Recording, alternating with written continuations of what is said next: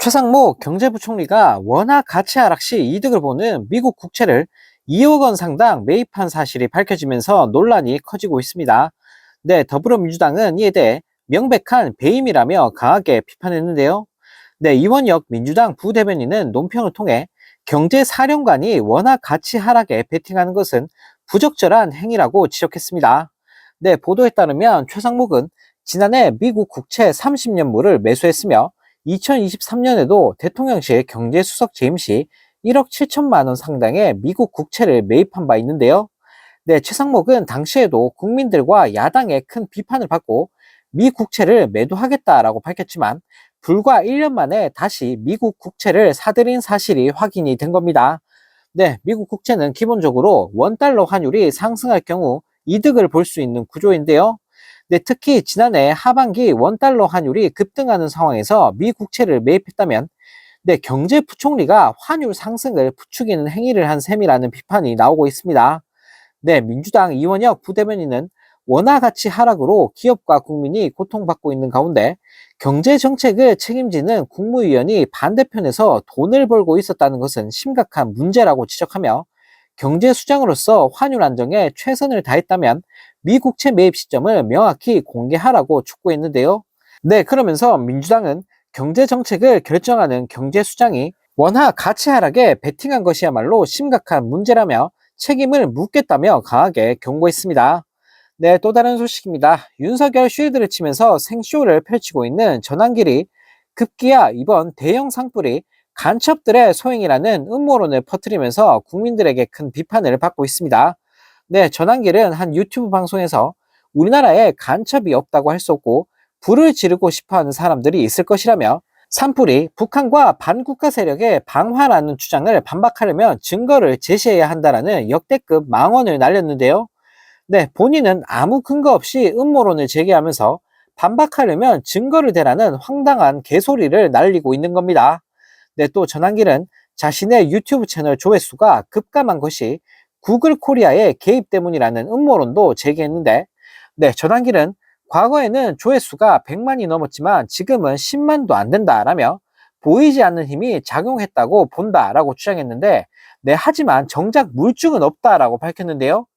네, 전한길은 그동안 부정선거 음모론을 퍼뜨리며 윤석열 탄핵 반대 집회를 주도해 오고 있는데, 네, 이번에는 대형 산불까지 음모론의 소재로 삼으면서 국민들의 분노가 들끓고 있는 상황입니다. 네, 이런 가운데 민주당 초선 국회의원들이 한덕수를 향해 30일까지 마은혁 헌법재판관 후보자를 임명하지 않으면 즉시 재탄핵 절차에 들어가겠다라고 경고했습니다. 네, 민주당 초선 모임인 더민초 의원들은 이날 긴급 성명서를 통해 내일 모레까지 마 후보자를 임명하지 않는다면 우리 국회는 아무것도 따지지 않겠다. 바로 한대행에 대한 재탄핵 절차에 들어가겠다라고 밝혔는데요. 네, 또 의원들은 한대행과 최상목 전 대행은 국회가 적법하게 선출한 마은혁 재판관을 헌법재판소의 권한쟁의 심판 결정에도 불구하고 임명하지 않고 있다. 이는 명백한 헌법 위반이라며 다가오는 4월 18일 2명의 헌법재판관이 퇴임하게 된다. 그 전에 윤석열이 파면되지 않는다면 대한민국은 심각한 혼란에 빠지게 될 것이라고 지적했습니다. 네, 그러면서 윤석열 내란 수계를 구하기 위해 대한민국을 위태롭게 만드는 검은 카르텔이 작동하고 있다고 우려하지 않을 수 없다라며 우리 민주당과 국회는 국가의 위기를 방관하지 않고 국회가 가진 모든 권한을 행사해 대한민국을 지키겠다. 그것이 우리 국민에 대한 최소한의 도리라고 말했습니다. 네, 그러면서 의원들은 모든 국무위원에게도 똑같이 경고한다. 이후 권한대행으로 승계될 경우 마은혁 재판관을 즉시 임명하라며 그렇지 않을 경우 마찬가지로 우리 국회는 아무것도 따지지 않겠다. 즉시 탄핵하겠다라며 돌직구를 날렸습니다. 네, 또 다른 소식입니다. 내란범 김용현이 매달 545만 원의 군인연금을 받고 있는 것으로 확인되면서 국민들을 열받게 만들고 있습니다. 네, 김용현이 사퇴 뒤 연금 수령을 위한 재퇴직 신고서를 제출한 사실은 이미 알려졌지만, 네, 구체적인 연금액이 확인된 것은 이번이 처음인데요. 네, 추미애 민주당 의원이 국방부를 통해 확인한 바에 따르면 김용현은 지난 1월부터 매달 540만 원 안팎의 연금을 받고 있다고 합니다.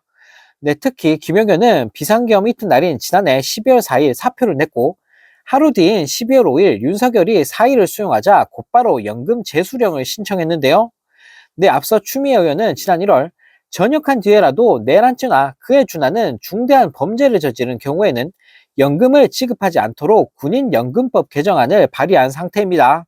네, 이에 추미애 의원은 군인연금은 국가를 위한 봉사에 대한 보상인데 국가의 안보와 질서를 위협하거나 국가 시스템을 붕괴시키려는 범죄적 행위를 저지른 이들이 이 연금 혜택을 유지하는 것은 그 자체로 큰 모순이라며 군인연금법을 개정해 범죄자에게 경제적 이득을 주지 않고 사회적 정의를 구현해야 한다라고 꼬집었다고 합니다.